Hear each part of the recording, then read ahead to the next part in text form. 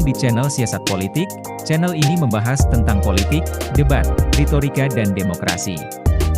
Channel Siasat Politik secara khusus membahas karakteristik setiap tokoh politik atau subjek informasi yang sangat penting untuk diketahui. Jangan lupa like, komen dan share ya. Hari yang tepat tuh. Tapi pada saat itu ketika seseorang dideklarasikan sebagai capres, itu alam semesta nggak mendukung sebetulnya.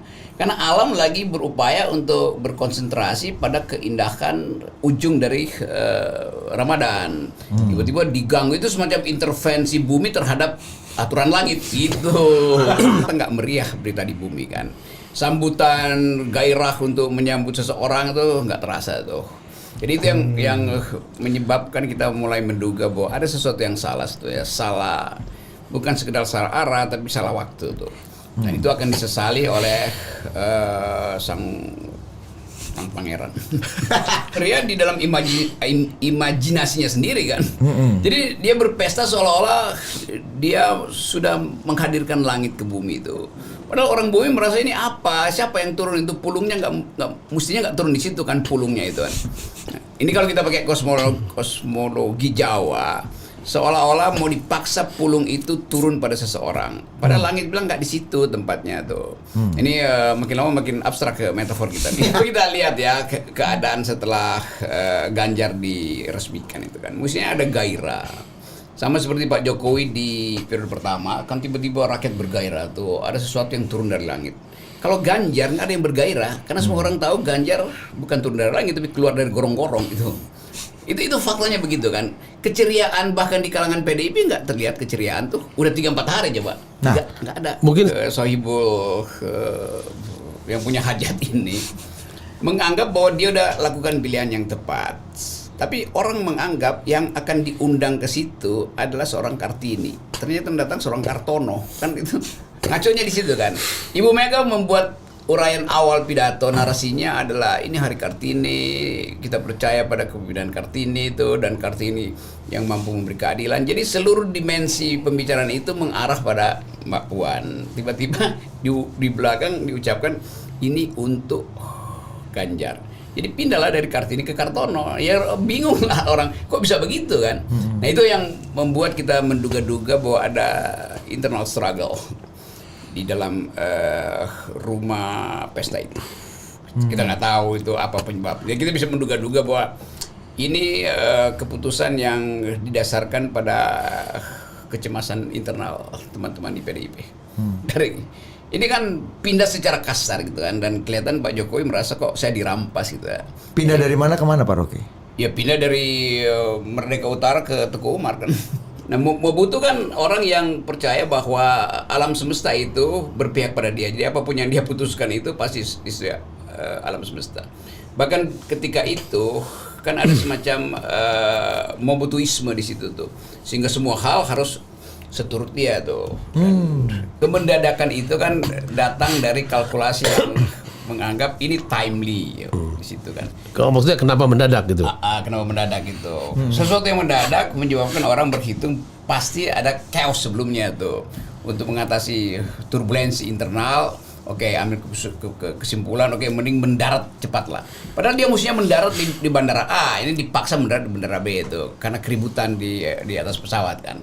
Nah itu yang menyebabkan kita menduga ini dugaan yang agak keras. Tidak ada persiapan sebetulnya. Kan mesti ada pemanasan lah ya, dibawa dulu lah si pengantin tuh kirap kemana-mana dulu kan, supaya dipersiapkan emosi publik untuk menerima dia kan. Ini tiba-tiba langsung mendarat. Semacam orang yang jadi pengantin dia pakai mobil muter-muter just married gitu kan. Ini keren deh Pak. Jago. Anda harus cerdas si pengantinnya. Iya, si pengantin rayakan. Dia nunggu-nunggu kok nggak ada yang rayain. Gitu. Psikologi pengantin kan begitu. Nah, harusnya tuan rumah dong merayakan. Enggak dong. Setelah pengantin itu dibawa ke kamar pengantin, biasanya pagi-pagi dia keluar, nyapa tetangga segala macam. Ini dia takut keluar nih, karena nggak akan ada yang pengantin baru ya. Dianggap baru cerai ya. Padahal baru nikah. Baru nikah sebetulnya. Kalau pengantinnya cemberut kok bagaimana? Nah.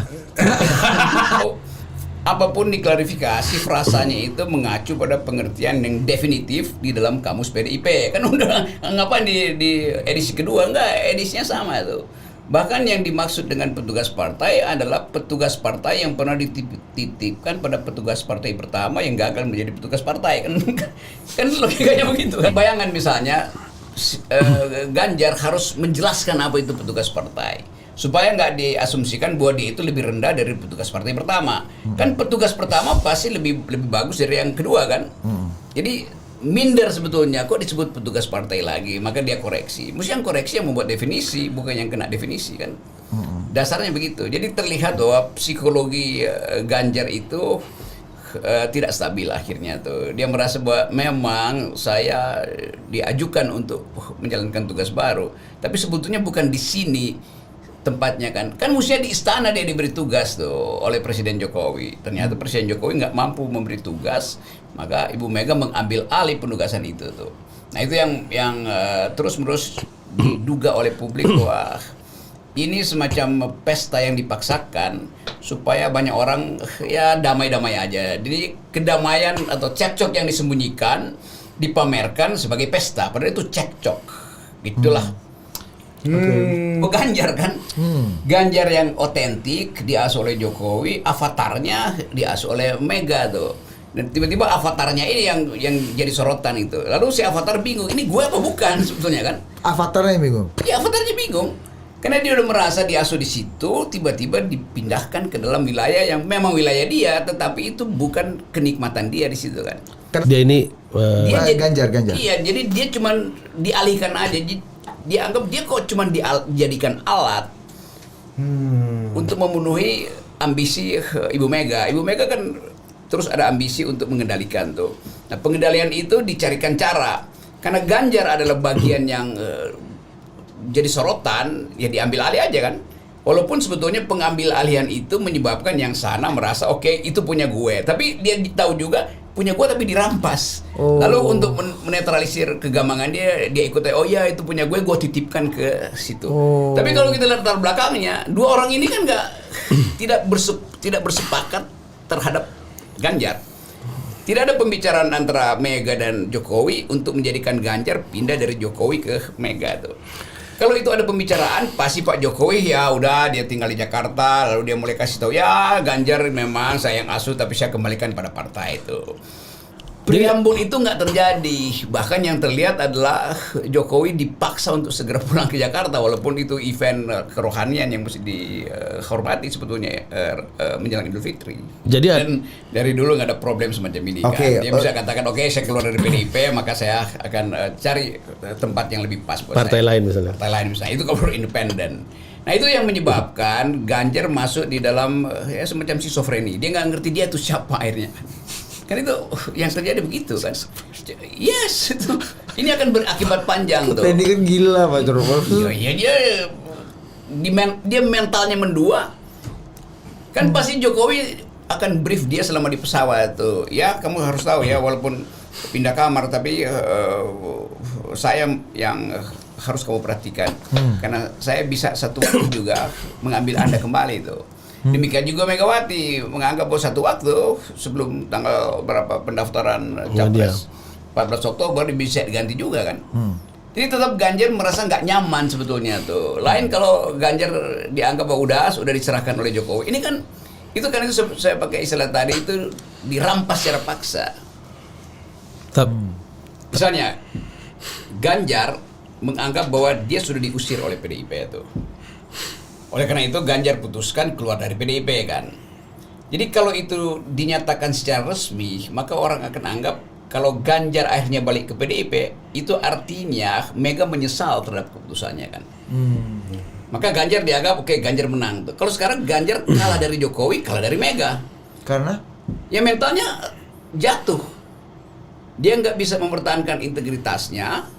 Lalu dia dagangkan soal Israel itu sebagai alasan buat dia sebetulnya orangnya Mega tuh. Jadi kira-kira kalau cara dengan menghantam Jokowi. Dengan mantam Jokowi kan.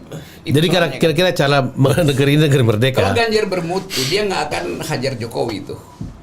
Tapi terlihat bahwa Ganjar mengerti, dia cuma coba tuh. Kalau saya nyatakan ini mumpung ada momentum, Mega akan berubah pikiran nggak tuh?